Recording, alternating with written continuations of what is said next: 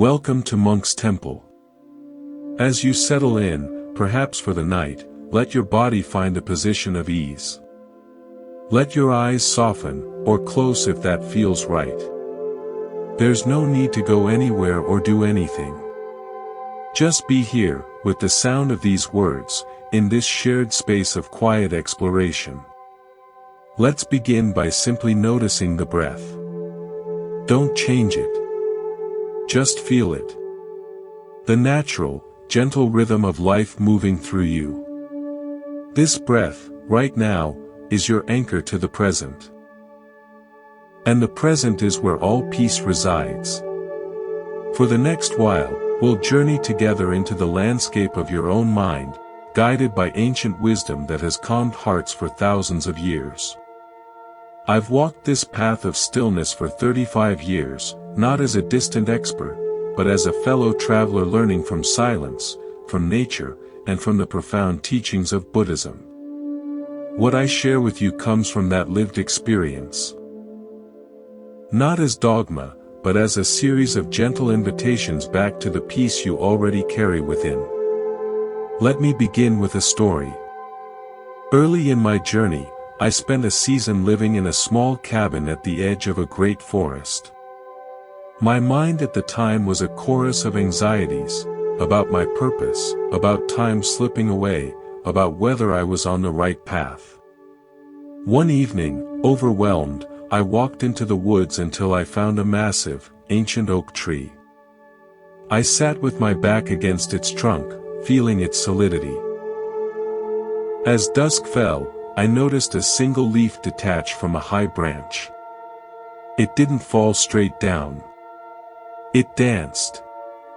It spiraled, floated sideways, caught unseen breezes, and took a full minute to reach the forest floor. It wasn't falling, it was dancing its way home. And I thought, my mind is trying to drop like a stone, straight into worry. But life, like this leaf, isn't a straight line. It's a dance with the unseen currents. That oak tree and that leaf taught me my first real lesson about flow. Buddhism doesn't teach us to stop the dance of life, it teaches us to notice the currents and dance with them, not against them. We suffer when we tense up and try to plummet, resisting the natural, spiraling journey. If the sense of calm you feel right now is something you'd like to return to, consider subscribing to Monk's Temple. Think of it as choosing a soft reminder, a gentle bell that calls you back to your own stillness whenever the world becomes too loud. Now, let's explore our first core concept, but not in a linear way. True understanding often circles back, so we'll approach these truths from different directions. The mind as a sky, not the weather. We believe our thoughts are the truth. If a thought says, "You are in danger," your body reacts as if a tiger is in the room. Buddhism offers a liberating shift. Your mind is the vast, open sky. Your thoughts, your worries, your fears, these are merely the weather passing through. A storm does not define the sky, it is a temporary condition within it. The sky remains, untouched, silent, and spacious, behind even the darkest clouds. Your worry is a storm front of thoughts. It feels all-consuming, but it is not who you are. You are the sky that holds it. I remember a woman named Anya who came to a retreat. She was a planner, her mind a meticulously organized calendar of potential disasters. She called it being prepared. But she was exhausted. During a walking meditation, a sudden, warm summer rain began to fall. Everyone scurried for cover, but she stood still, getting drenched. Later, she said, "I was waiting for the anxiety about catching a cold, about ruining my clothes. But it didn't come. For that minute, I was just rain." The story about what the rain meant was gone. There was just the feeling. For her, The rain wasn't a problem, it was a sensation. Her mind, for a beautiful moment, stopped being a problem generator and became simple awareness. She tasted the sky behind her weather. The Buddha taught that we cling to our thoughts as if they are solid, permanent things. We build homes inside passing clouds. But when you observe a worried thought without clinging to it, just seeing it form, change, and dissolve, you begin to feel the stability of the sky. You are not the thought of failure. You are the awareness that knows the thought. This separation is the first and most profound step toward freedom. It doesn't mean the weather never gets rough. It means you no longer believe you are the storm. The circle of your sovereignty. A deep, lingering exhaustion comes from a silent, impossible mission, the mission to control the uncontrollable. We stretch our mental energy thin, trying to manage other people's opinions, global events, the passage of time, and outcomes that are woven from a million threads we cannot see. It is like trying to hold the ocean in your hands. The tighter you grasp, the more it slips through, leaving only the sting of salt and a sense of powerlessness. Buddhist wisdom invites us to draw a circle of compassionate responsibility. Inside this circle is your true domain, your intention in this moment, the quality of your attention, the gentleness of your next response, the direction of your effort. This is your sacred ground to tend. Outside this circle lies the entire rest of the universe, other people's journeys, the winds of chance, the past, the future, the mysterious unfolding of life itself. Your peace flourishes when you pour your love and energy into tending your own circle and gracefully release your claim on everything outside its border. This is not selfish. It is the most efficient and compassionate use of your life force. I learned this from a fisherman named Ben. He would fish the same lake every day. Some days, the fish were biting, other days, the water was still. His happiness rose and fell with his catch.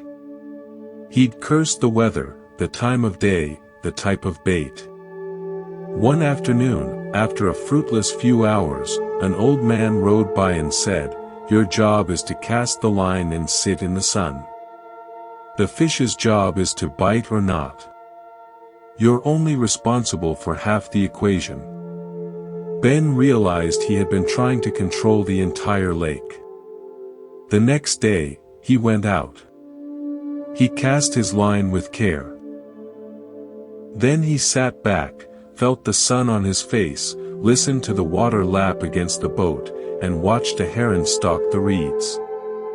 He tended his circle, the casting, the presence. The lake took care of the rest. He came home peaceful, whether his cooler was full or empty. His worth was no longer tied to what was outside his circle. When anxiety whispers, practice this. Close your eyes. Visualize drawing that circle around yourself. Feel the solid, clean line of it. Place inside it your breath, your next action, your current attitude. Now, visually take each worry, what they think, how it will turn out, the news, and gently place it outside the circle. You are not ignoring these things. You are placing them in the realm of life, not in the realm of your personal burden. This practice creates immediate relief. It is the sound of a tremendous weight being set down on the earth, where it belongs. You walk away lighter, freer, and more able to engage with the world from a place of strength, not depletion. Let's continue our journey together. If you're lying down, let the weight of your body be fully supported. If you're sitting, feel the gentle rise and fall of your chest. There's no need to search for anything. Peace isn't found by searching, it's felt by letting go. And so we gently let go a little more, and sink a little deeper into the wisdom that asks nothing of us but our gentle attention. The safe harbor of the present. Worry is a ghost that cannot live in daylight. It needs the shadows of the past or the empty halls of the future to exist. It pulls you into yesterday's room, where you desperately rearrange furniture that is already nailed to the floor. Or it pushes you into tomorrow's unknown space, where you try to paint the walls of a house that hasn't been built. And all the while, you are missing the only room that is real, furnished, and alive, this one. This sensation. This sound. This breath. In Buddhism, the present moment is called the only reality. It is the safe harbor. When you are fully here, there is only what is. The pressure of your feet on the floor. The subtle coolness of air entering your nostrils. The distant hum of the world. There is no story here, only direct experience. And in direct experience, worry finds no purchase. It is a story, and stories require time, a past to regret or a future to fear. The present moment is a storyless land, and it is the most peaceful place you will ever find. A student of mine, Leo, was a master time traveler. His mind lived in the next week, dreading a difficult conversation. He played out every possible scenario, every rebuttal, every negative outcome. He came to me pale and sleepless. I gave him a simple, almost silly practice. For the next 3 days, whenever he noticed his mind leap forward, he was to stop and name 5 blue things he could see in that exact moment. The first day, he did it dozens of times. Computer screen, pen cap, book spine, the stripe on my sock, the sky through the window. It felt trivial. But by the 3rd day, something had shifted. He reported, I was starting to spin about the conversation, and I looked for blue. I saw the faded blue of an old mug stain on my desk. And in that ridiculous, tiny detail, the whole terrifying future just vanished. It was just a stain. And I was just a man seeing it. He had discovered the anchor of the now. The future conversation eventually happened, but it was nothing like his rehearsals. It was just another present moment, which he could meet without the baggage of days of worried travel. Your practice is this: when you feel yourself being pulled into the past or future, call yourself back with a gentle, sensory anchor. Feel the texture of your own shirt with your fingertips. Listen, and distinguish 3 separate layers of sound. Follow one complete breath, from its beginning, through its middle, to its soft end. You are not running from life. You are arriving fully into the only life that exists. The past is a memory, happening now. The future is an anticipation, happening now. Only the pure present is free from the mind's commentary. And in that space, you are free. The wisdom of unknowing. We carry a heavy, invisible crown, the crown of needing to know. We believe we must have the answer, the plan, the guaranteed outcome before we can take a step, make a decision, or find rest. We stand at the trailhead of a forest and demand to see a map of every route, every turn, every possible endpoint before we will venture forward. This demand for certainty is a prison. It keeps us frozen at the entrance while the song of life echoes from within the woods. Buddhism holds dear a different kind of intelligence, the don't know mind. This is not ignorance. It is a humble, courageous, and deeply spacious admission that life is too vast, too mysterious, and too alive to be fully comprehended by our logical, planning minds. It is a trust in the journey itself to reveal the path. The forest only gives its secrets to those who walk it. I think of a young woman named Maya, a brilliant engineer. She was offered 2 prestigious jobs.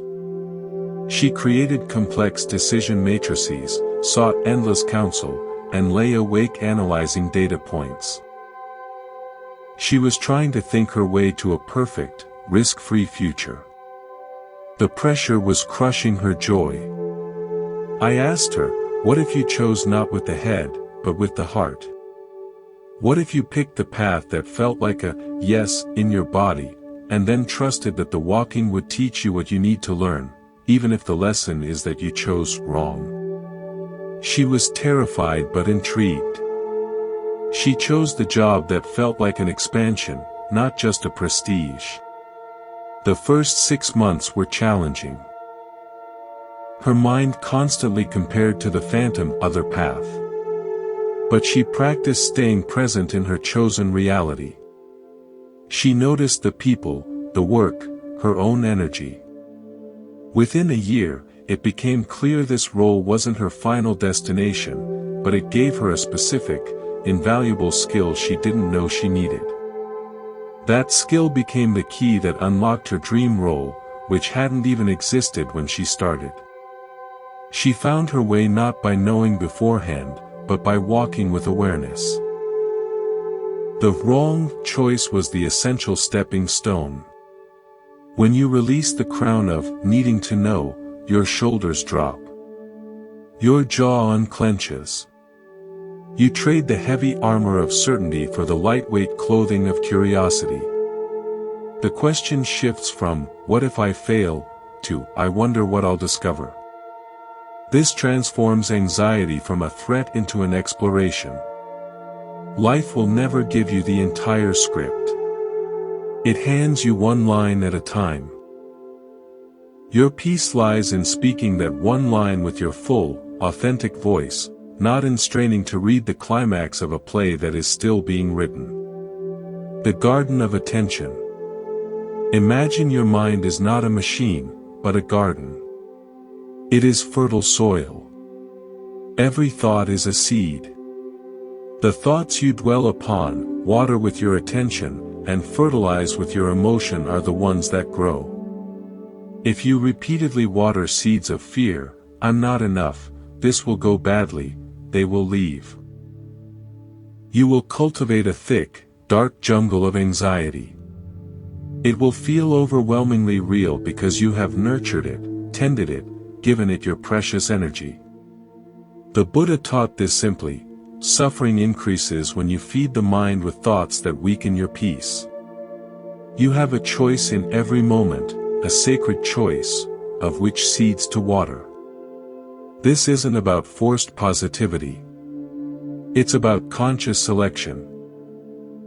It's about noticing the prickly weed of a catastrophic thought and choosing, with gentle firmness, not to pour the life-giving water of your awareness onto it. I witnessed this transformation in a man named David, who had a habit of evening review.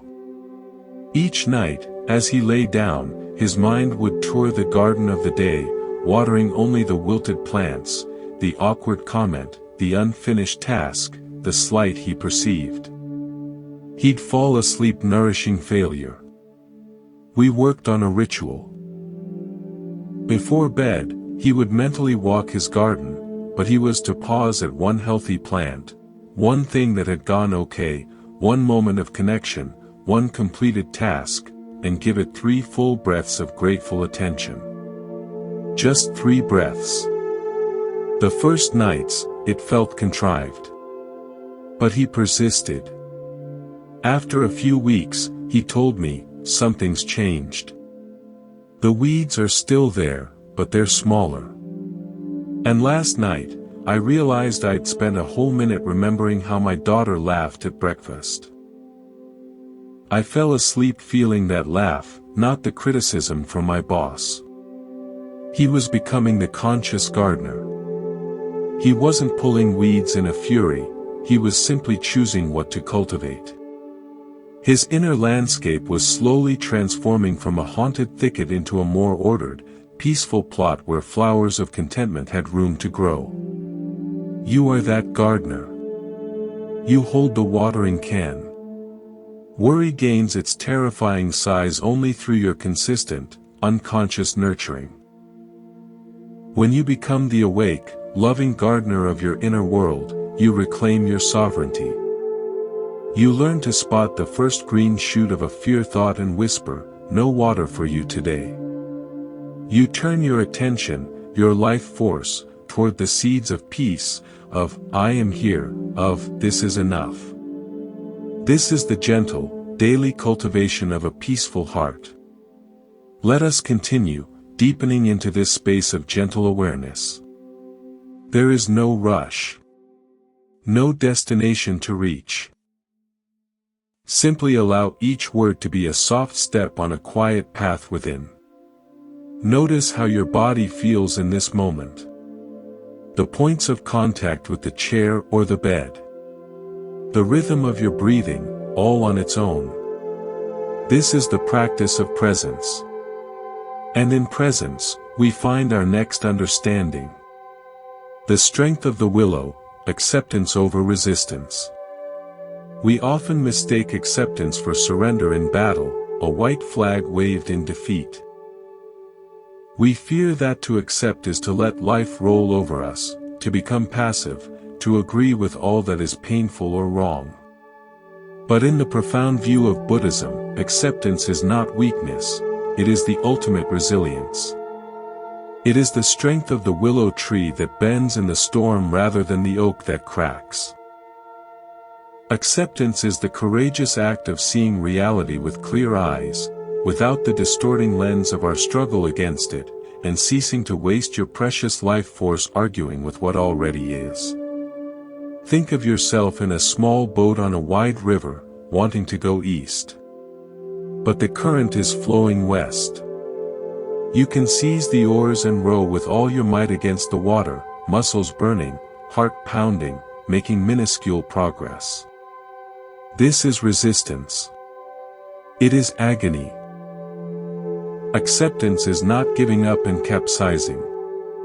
It is the wise, pivotal moment when you stop fighting the current. You stow the oars. You turn the boat to face the direction of the flow. Now you are moving with the energy of the river.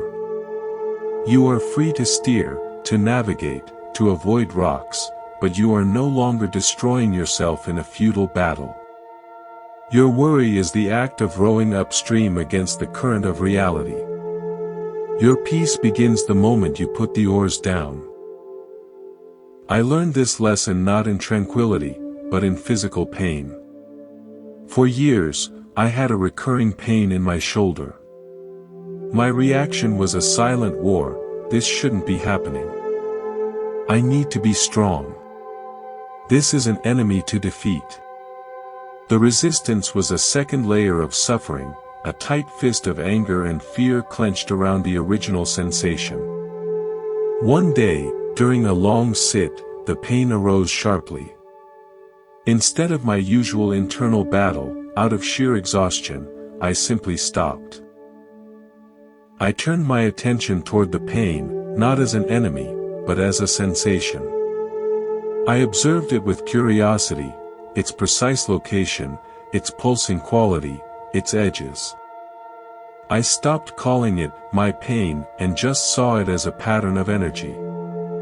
In that acceptance, the fist loosened. The physical sensation remained, but the terrible, added weight of suffering, the resistance, fell away.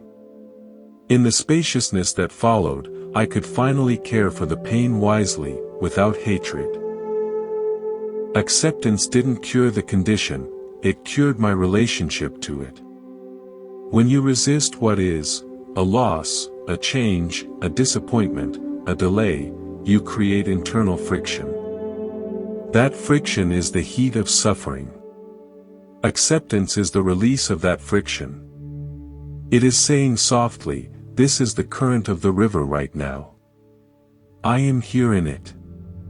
From this place of clear-eyed, non-resistant acknowledgement, true and effective action becomes possible.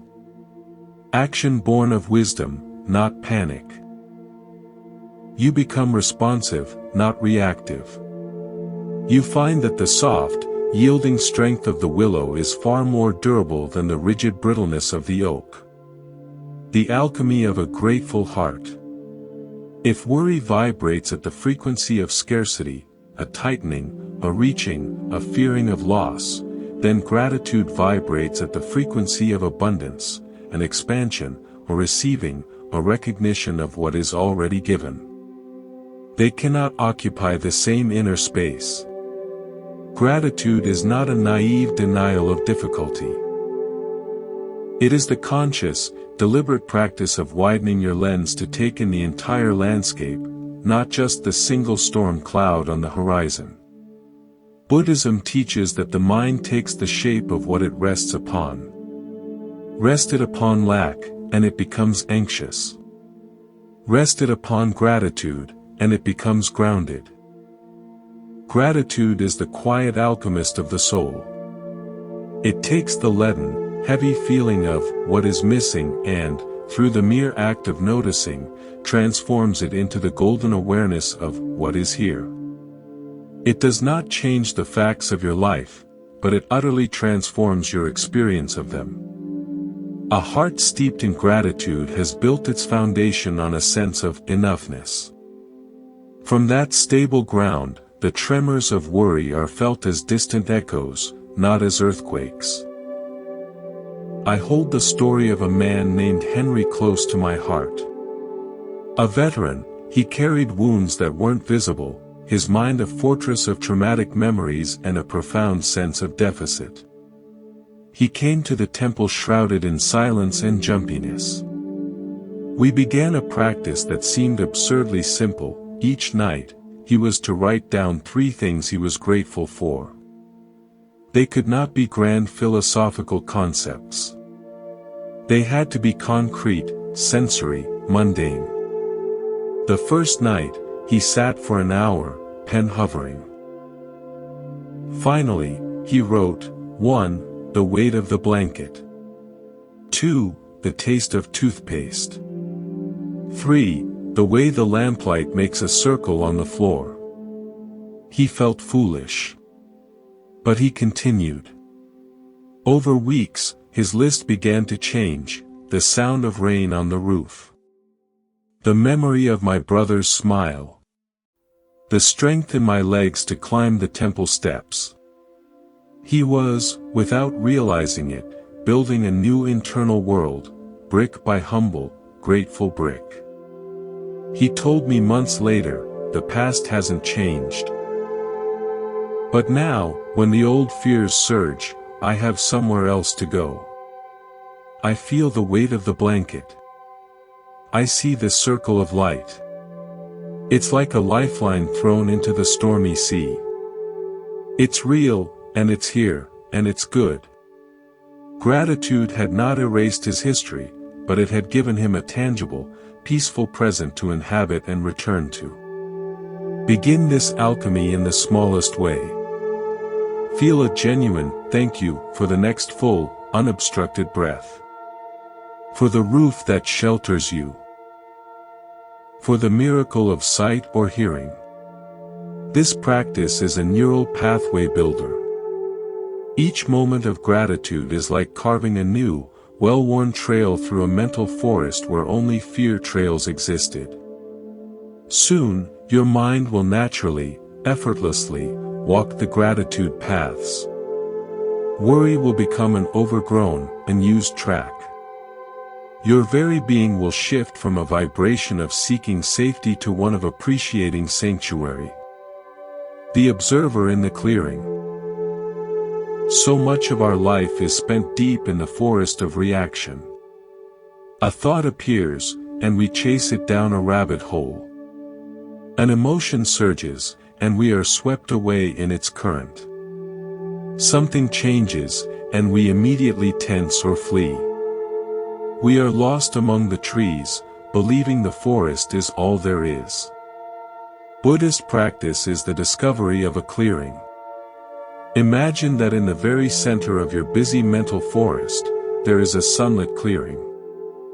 This is the space of pure awareness. It is the part of you that can step back from the dense trees of thought and simply observe the forest from this open space.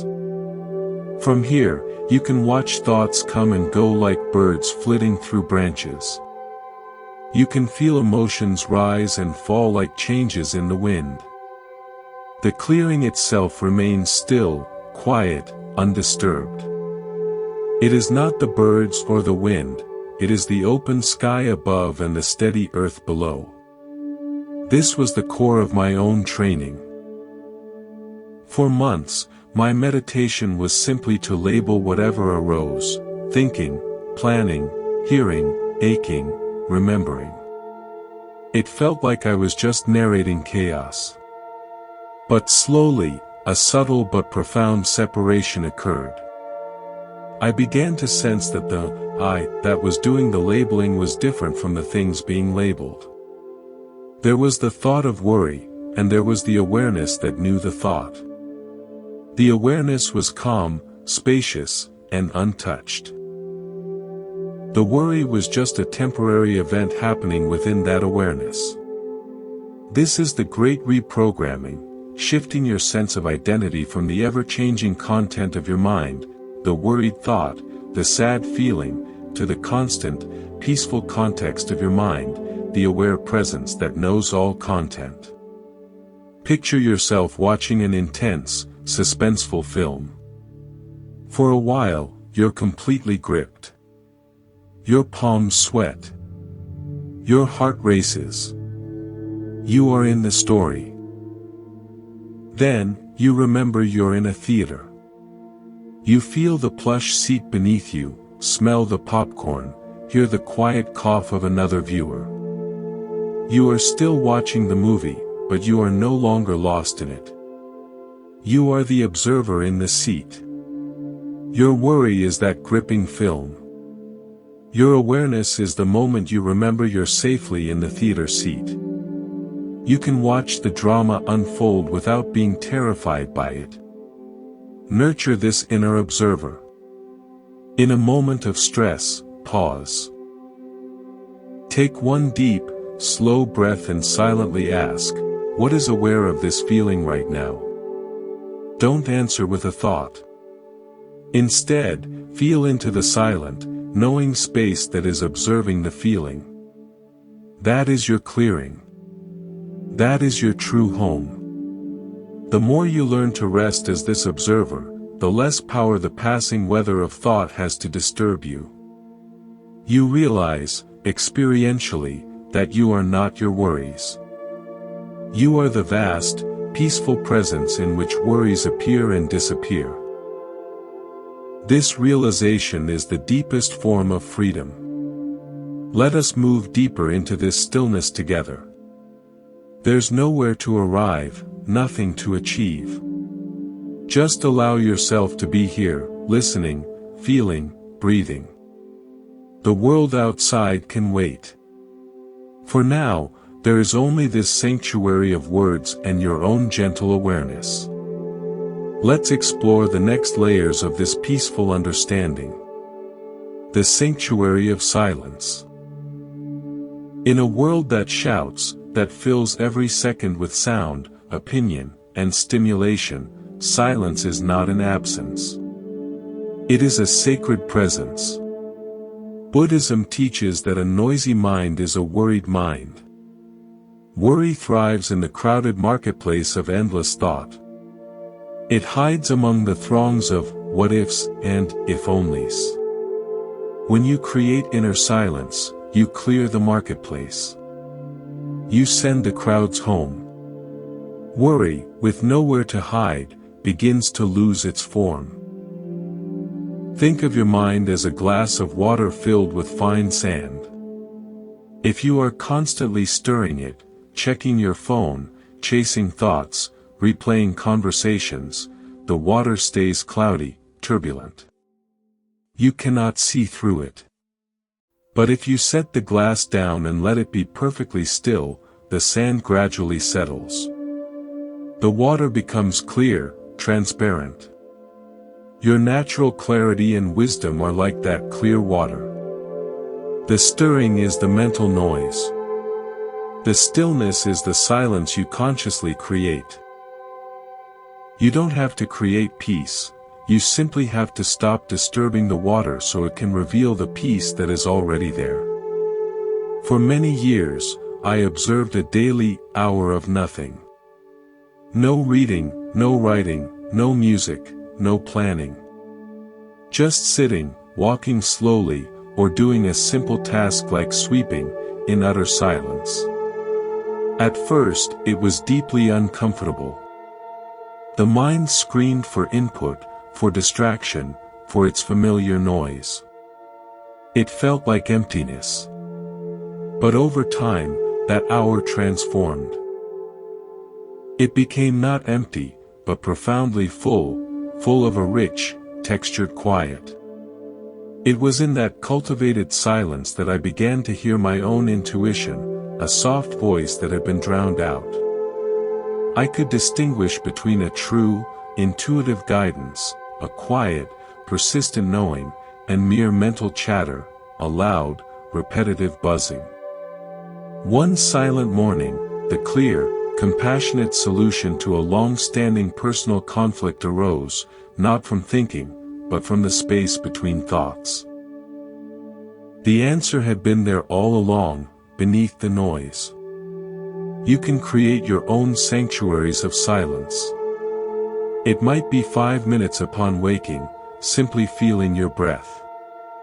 A walk without headphones, listening to the authentic symphony of the world, birds, wind, distant traffic as a hum, not a distraction. Washing dishes with full attention on the warmth of the water and the clink of porcelain. In these spaces, you are not doing in the anxious sense. You are being.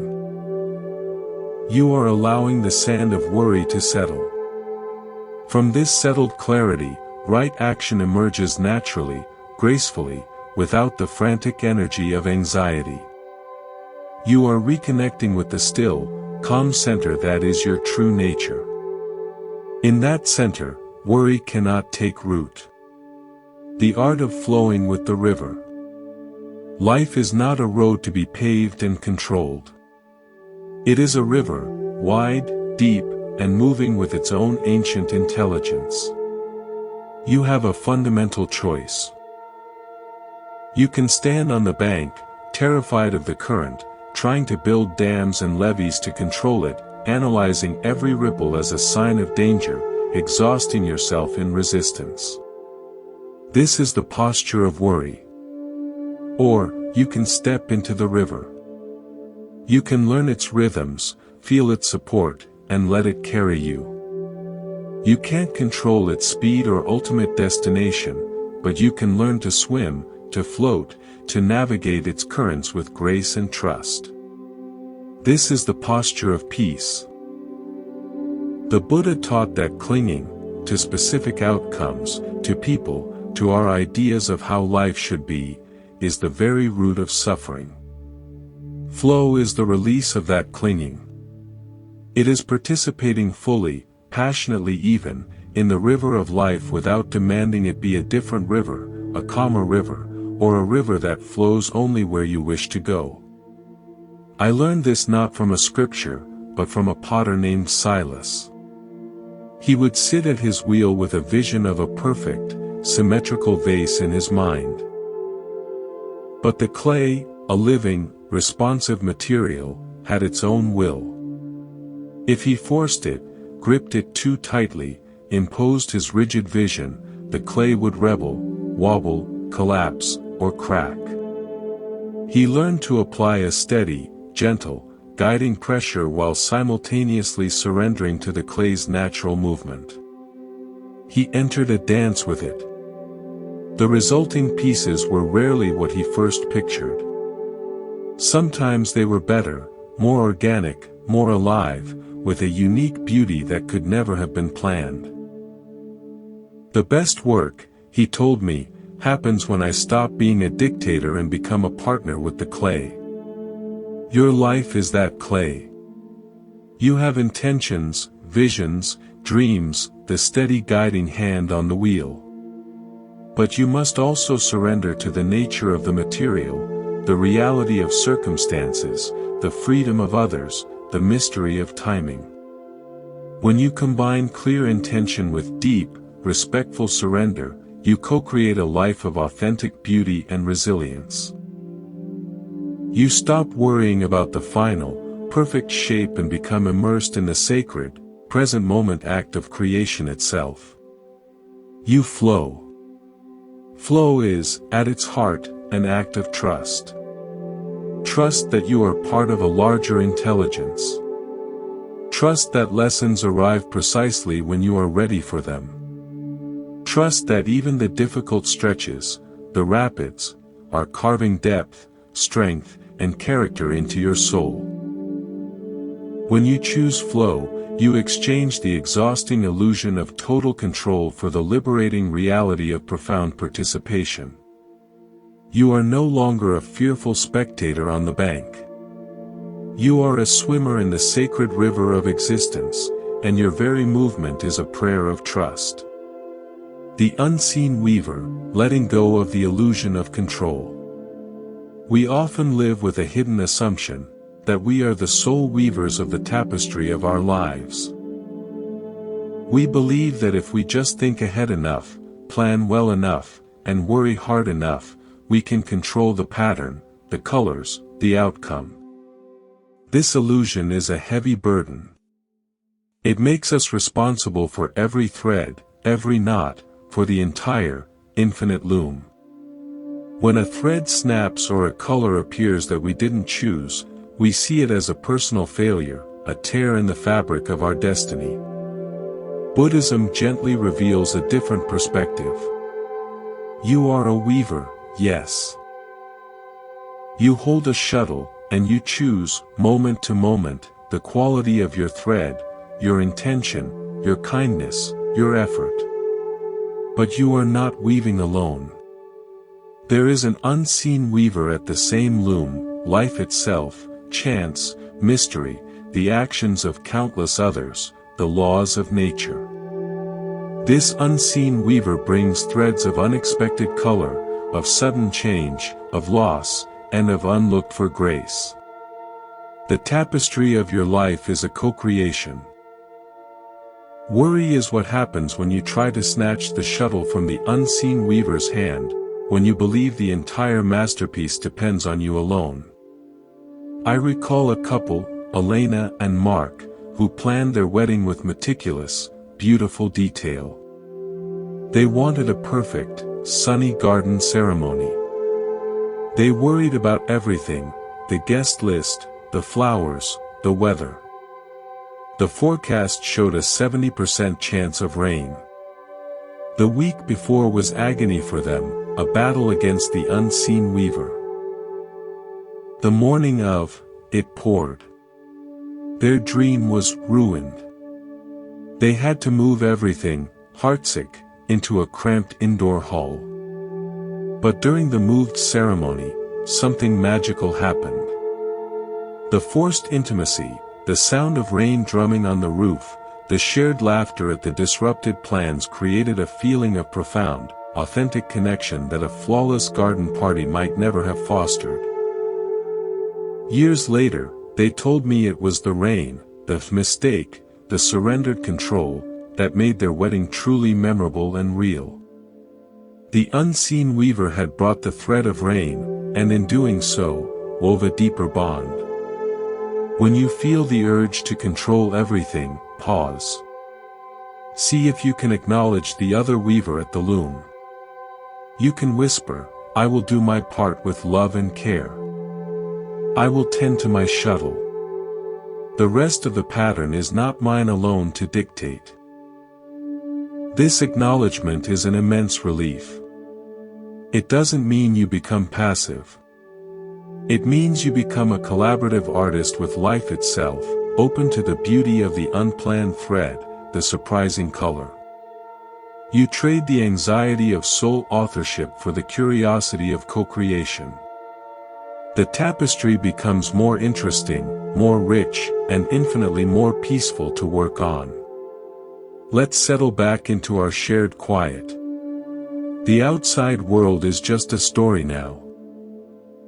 Here, there is only your breath, the sound of this voice, and the gentle unfolding of understanding. There's no test, no standard to meet. Simply allow the words to wash over you like a soft wind, leaving only the stillness they point toward. Let's begin. The anchor of your own breath. Amidst the storms of thought, there exists an anchor so simple, so ever-present, that we often overlook it, your own breath. It is the bridge between the conscious and the unconscious, between the mind and the body, between worry and peace. In Buddhist practice, the breath is called the home base of awareness. It is always here, always real, and completely within the present moment. You cannot breathe yesterday's breath. You cannot breathe tomorrow's breath. You can only breathe this one. Therefore, your breath is a direct pathway out of the time travel of anxiety and into the safety of now. Think of it this way, your worried mind is like a kite caught in a turbulent wind, soaring and diving wildly, tethered to nothing solid. Your breath is the steady hand on the spool of string. Each conscious inhalation is you gently reeling the kite back from the storm clouds of future fear. Each conscious exhalation is you releasing the tension that holds the kite aloft in those chaotic winds. You don't have to fight the kite. You don't have to analyze the wind. You simply tend to the breath, the spool in your hand, and the kite of your mind naturally comes back to earth, to calmness. I taught this to a man named Thomas, a high-powered attorney whose mind was a courtroom where every case was a potential catastrophe. He'd lie awake, his thoughts racing in relentless closing arguments. I asked him to try something absurdly simple. Before bed, he was to count 10 breaths. Not control them, just notice them. 1 on the inhale, 1 on the exhale. 2 on the next inhale, 2 on the exhale. He laughed.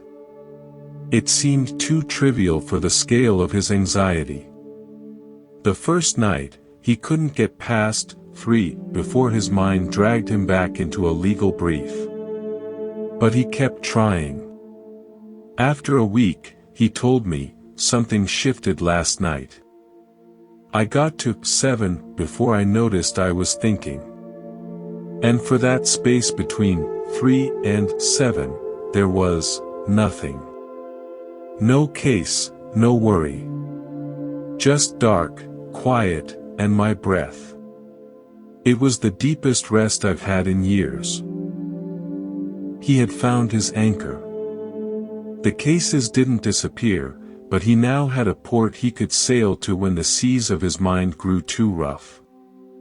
Your breath is your most faithful companion. In any moment of rising panic, of swirling doubt, you can return to it. Feel the cool air entering your nostrils. Feel the slight pause at the top. Feel the warm air leaving your body. Do this for 3 cycles. Just 3.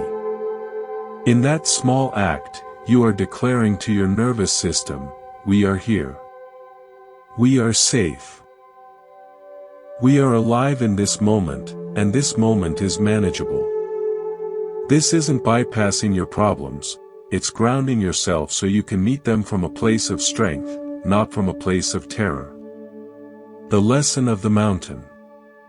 Consider a mountain. It sits, immense and silent, through all seasons. Storms rage at its peaks, winds howl across its slopes, sunshine warms its stones, and snow blankets its shoulders. The weather changes constantly, fierce, gentle, violent, serene. Yet the mountain does not identify with the weather. It does not believe it is the storm because a storm passes over it. It does not celebrate itself as the sunshine. It remains, fundamentally, the mountain. Unmoved, grounded, present. This is a powerful Buddhist metaphor for your own awareness. You are the mountain. Your passing thoughts, your fluctuating emotions, your waves of worry and flashes of joy, this is the weather. It is temporary, ever-changing, and not the core of what you are. When a storm of anxiety arises, you can learn to sense the part of you that is like the mountain, the silent, stable, observant presence that knows the storm is happening. The mountain feels the rain, but it is not destroyed by it. It feels the wind, but it is not uprooted. Your awareness can hold worry without becoming defined by worry. A young artist named Chloe came to me in despair. She attached her entire self-worth to the weather of external validation. A good review was sunshine. She was brilliant and worthy. A critique was a storm, she was a fraud and a failure. Her life was an exhausting roller coaster. We worked on the mountain meditation.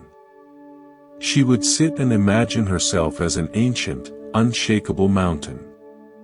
When a thought of, "I'm not good enough," arose, a dark cloud, she would practice noting, there is a cloud passing over the mountain.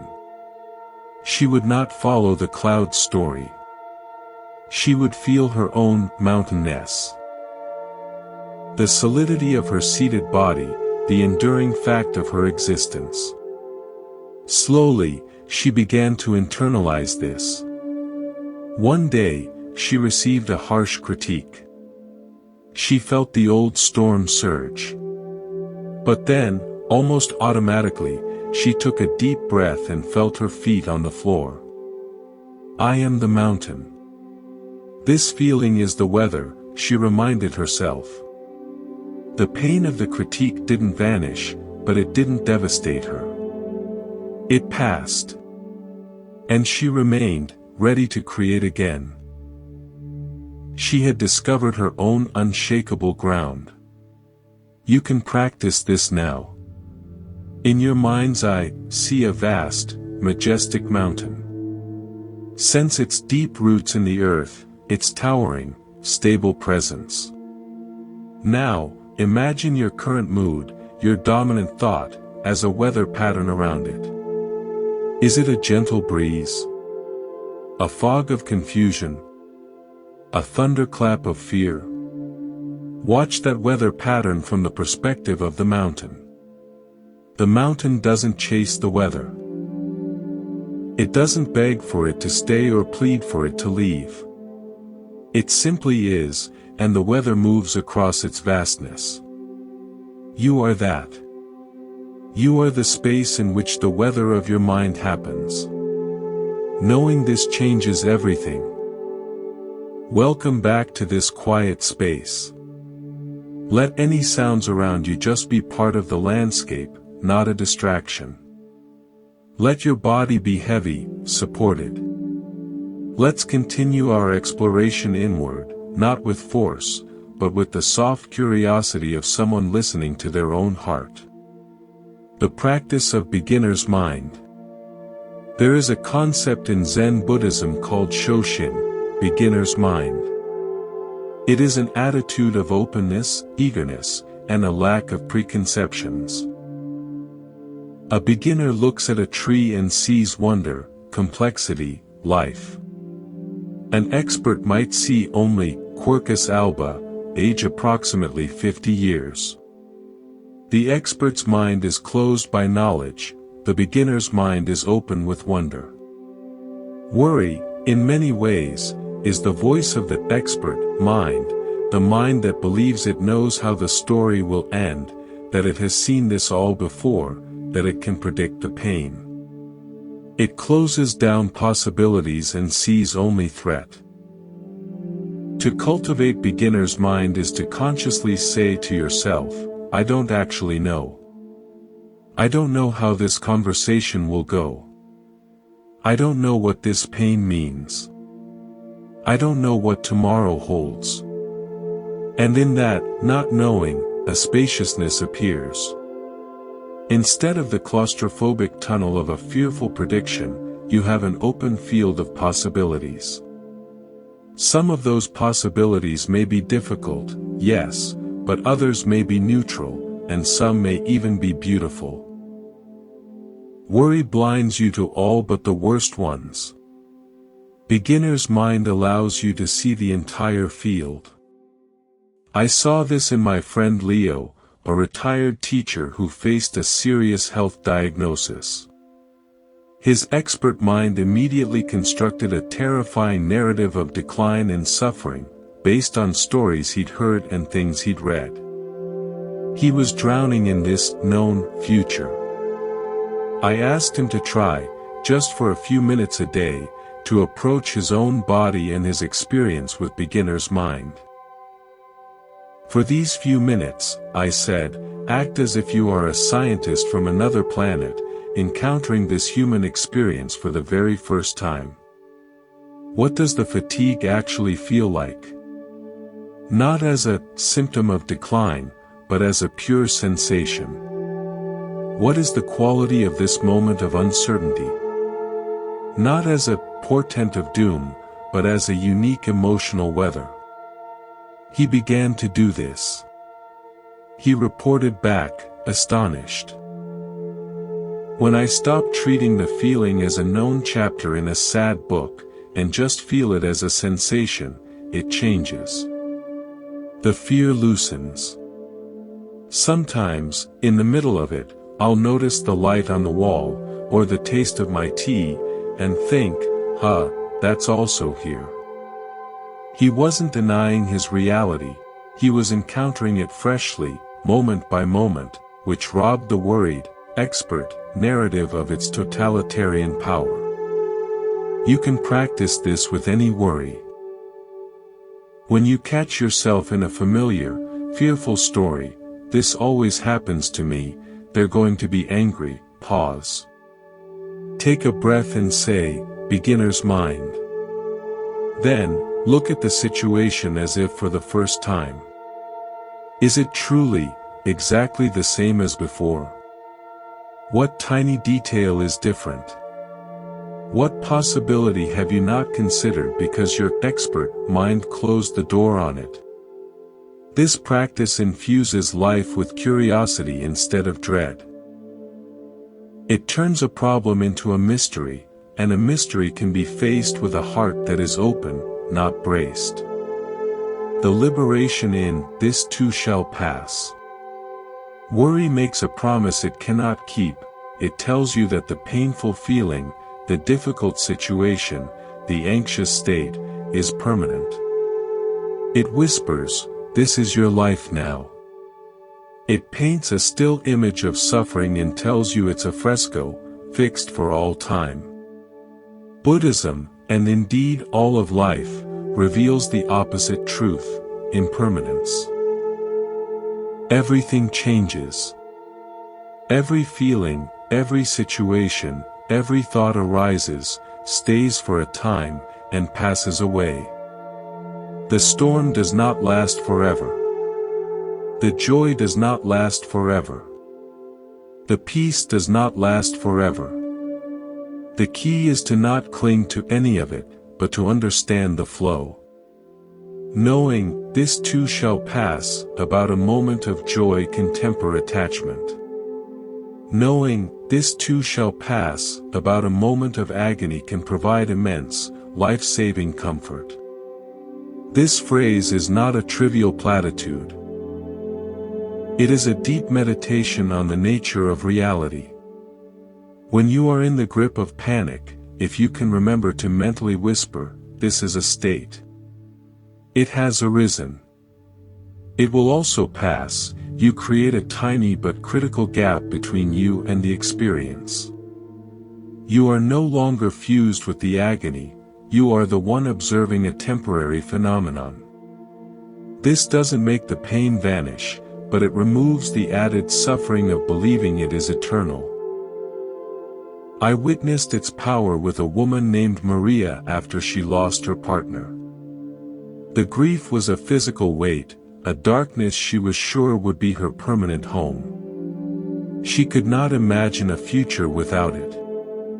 One day, in a moment of sheer exhaustion from crying, she looked out her window and saw a cloud, shaped oddly like a ship, slowly drift across the sky and dissolve.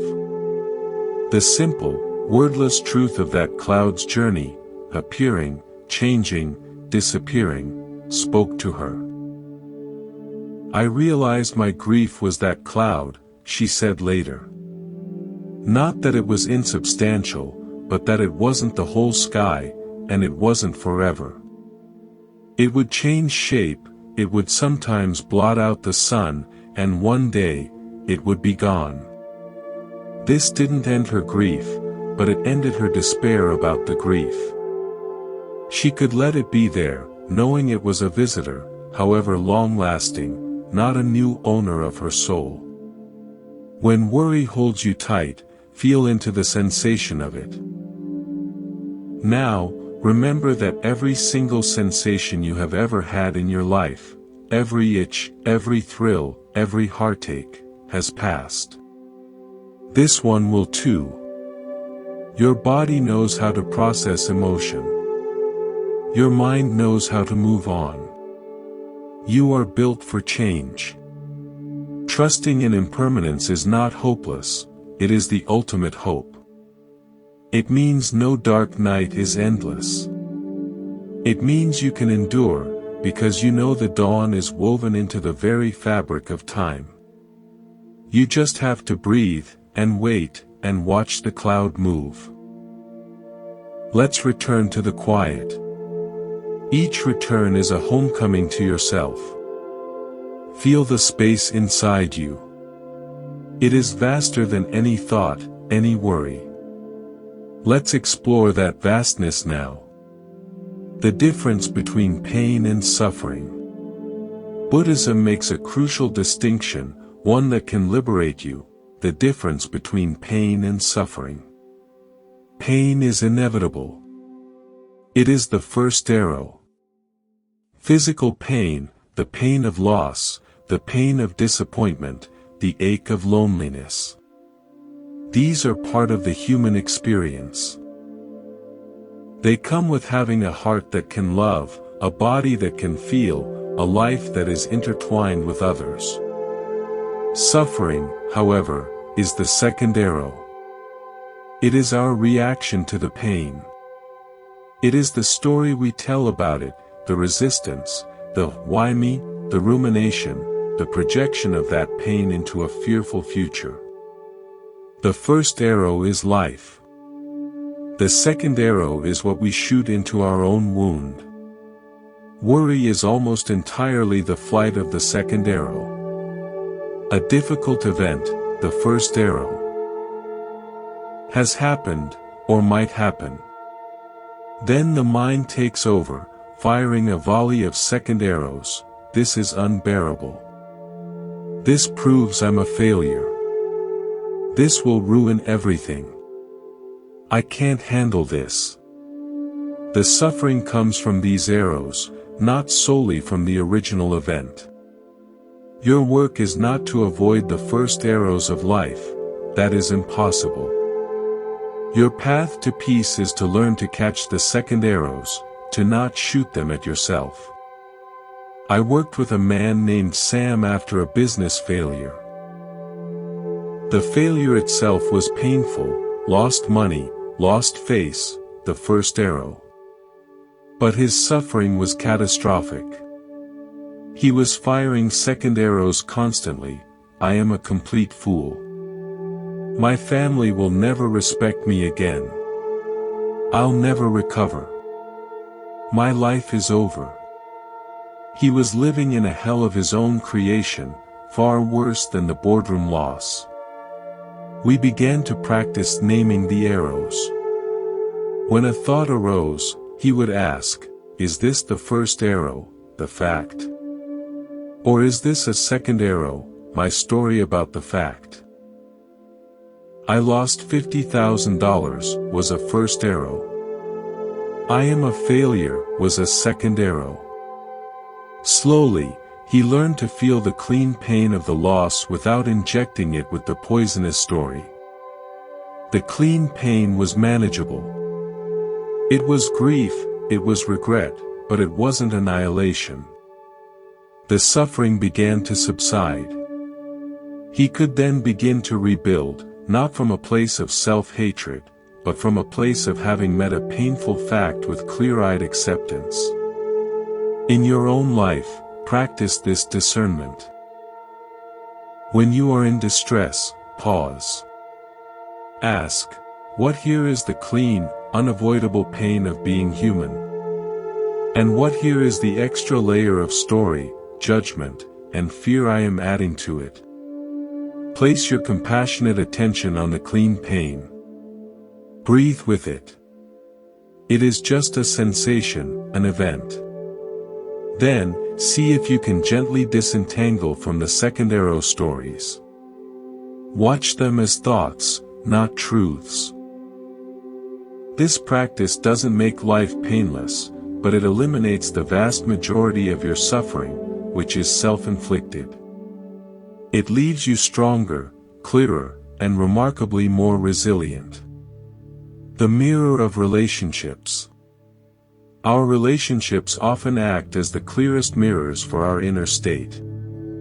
How we react to others, with defensiveness, neediness, jealousy, or fear, usually has less to do with them and more to do with unresolved worries within ourselves. Buddhism teaches that the outer world is a reflection of the mind. When your mind is peaceful, you perceive others as less threatening. When your mind is worried and insecure, you perceive others as sources of potential threat, judgment, or abandonment. Therefore, working with your worry is not a solitary act, it is a gift to every relationship in your life. Think of a time you snapped at someone because you were stressed about something else. The stress was your inner weather. The snapping was you blaming them for the rain inside you. Or think of a time you desperately needed reassurance, that was your inner worry seeking an external anchor. When you begin to calm the inner weather, these reactive patterns soften. You stop demanding that others stabilize your emotional climate. You become less hurt by perceived slights because you are not so fragile inside. You can listen without immediately preparing your defense, because you are not under internal attack. A woman named Priya once told me about her constant arguments with her mother. Every call left her anxious and angry. She believed her mother was critical and controlling. We explored her reactions. She discovered that beneath her anger was a deep, childhood-rooted worry. I am not good enough as I am. Her mother's suggestions, however well-intentioned, tapped directly into that raw, worried place and felt like confirmations of her own fear. Her reaction was a defense of a fragile self. Priya began to work not on changing her mother, but on soothing that inner worry. She practiced self-compassion and the mountain meditation. After several weeks, she called her mother. The same suggestions were made. But this time, Priya felt the old worry arise, and instead of lashing out, she felt the solid mountain of her own worth beneath it. She was able to say calmly, I hear your suggestion, Mom. I'll think about it. The argument never ignited. The mirror had changed because the person looking into it had changed. Use your relationships as your practice ground. When a strong reaction arises, hurt, anger, need, pause. Before speaking, turn inward. Ask, what old worry is this touching in me? What part of me feels threatened or unseen?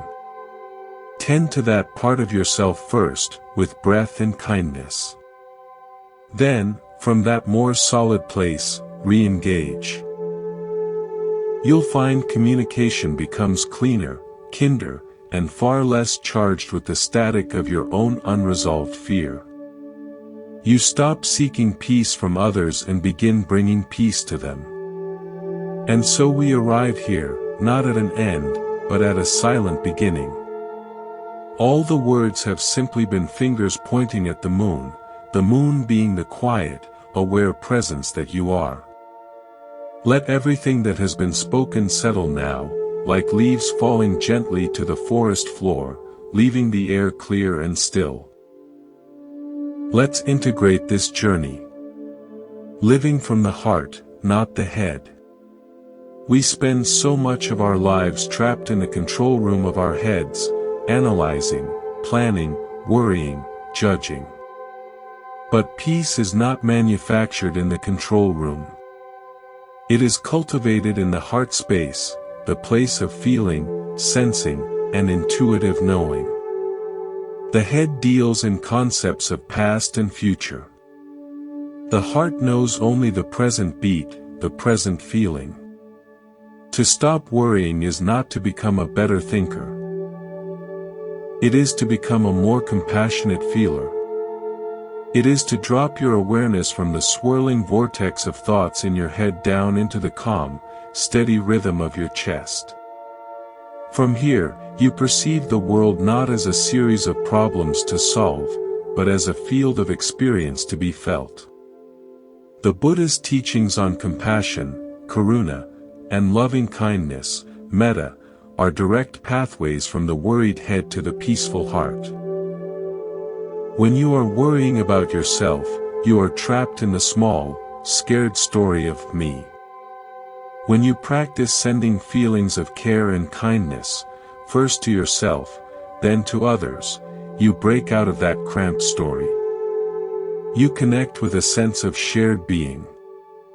The worry that felt so personal and immense suddenly seems smaller, because your sense of self has expanded from a lone, vulnerable individual to a part of a connected whole. The heart, when opened, has a wisdom that the worried mind cannot access, the wisdom of interconnection. I remember leading a meditation for a group of people during a time of great community tension. The air was thick with individual anxieties and judgments.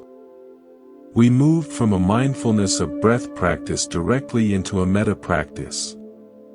We started by wishing ourselves well, may I be safe. May I be peaceful. Then we extended it to a neutral person, then to someone we found difficult. You could feel the energy in the room physically soften and warm. Afterward, a man who had been visibly agitated said, "I came in here worried about my enemy. But when I wished for his peace, I realized my worry was just a knot in my own chest. The knot loosened. I don't know if he's my enemy anymore." His worry hadn't been solved logically, it had been dissolved by the heart's alchemical warmth. When worry feels tight and constricting, place a gentle hand on your heart. Feel the warmth of your own touch. Breathe into that space for a few moments. Then, silently offer a simple phrase, "May I be free from this fear." Then, offer it outward, "May you be free from fear." You don't need to know who you is. Just send the intention.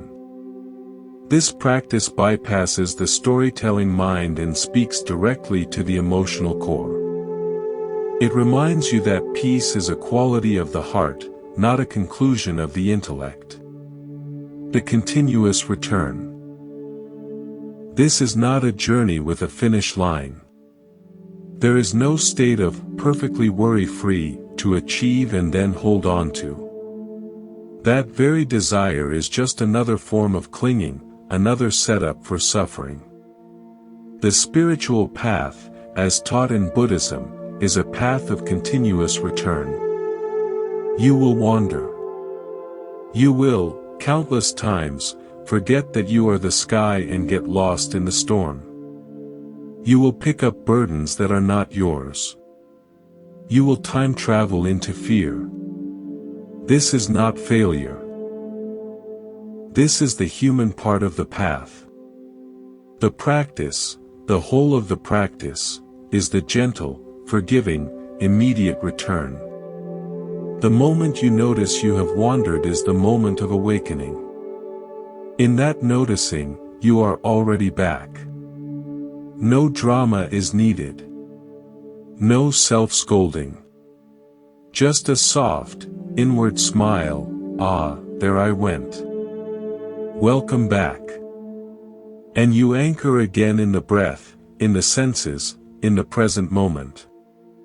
This return might happen 10 times a minute or 10 times a day. It doesn't matter. Each return is a victory. Each return strengthens the neural pathway of peace. It is like training a puppy. You don't get angry when it wanders off. You simply, patiently, lovingly, bring it back. Over and over. Your mind is that puppy. Your awareness is the kind trainer. So, as we prepare to close, carry this understanding with you. You are not building a fortress against worry. You are cultivating a familiarity with peace. You are learning the way home so well that even in the darkest woods, you know the direction. And sometimes, home is just one conscious breath away. Let's rest together in silent integration. Bring your attention gently to the breath, just as it is. No need to change anything. With each exhale, feel a release, a letting go of any effort to understand or hold on. With each inhale, feel a simple receiving of life, of air, of this moment. Now, let go of focusing on the breath. And simply expand your awareness to feel your entire body sitting or lying here. Feel it as one whole, alive, sensing field. Within this field, notice if there are any areas of tightness, of holding, and with your next exhale, imagine breathing softness into those places. Now, expand your awareness further, to include the space around your body, the room, the sounds. Let everything be included in your awareness without needing to focus on any one thing. Rest in this open, spacious awareness. You are not your thoughts, you are not your worries, you are this aware, peaceful space that contains all of it. Thoughts may come, let them, like clouds passing through the vast sky of your being. They come, they go, you remain. Feel the deep stillness underneath everything, the silence underneath all sound, the peace underneath all activity. This is your true nature. Rest here, as this, for a few more moments. Slowly, gently, begin to bring your awareness back to the feeling of your body, the contact points, the rhythm of your breath. When you are ready, you may open your eyes, or simply rest in this feeling of grounded presence. Remember, this peace is not something you found here tonight. It is something you remembered. And you can remember it any time. The breath is always here. The present moment is always here. The aware sky of your being is always here. Thank you for sharing this journey into peace. This is Monk's Temple. May you walk gently in the world, carrying this quiet with you. Good night.